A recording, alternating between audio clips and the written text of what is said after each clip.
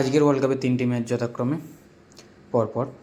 সত্যি প্রথম ম্যাচটা অসাধারণ ম্যাচ ছিল, সাউথ আফ্রিকা ভার্সেস আফগানিস্তান যে ম্যাচ ছিল, সত্যি অসাধারণ।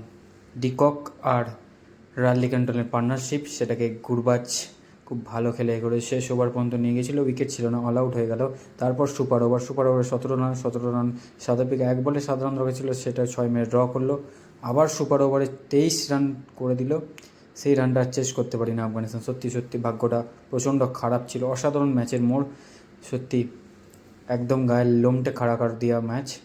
সলিড পারফরমেন্স, সত্যি অসাধারণ খেলেছে গুরবাজের সেই টুইট।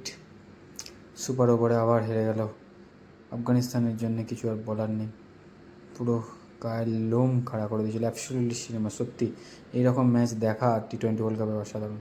অস্ট্রেলিয়া জিতে গেছে দ্বিতীয় ম্যাচটাতে, 182 রান ইনিংস খেলে 115 রানে গুঁড়িয়ে দিয়েছে।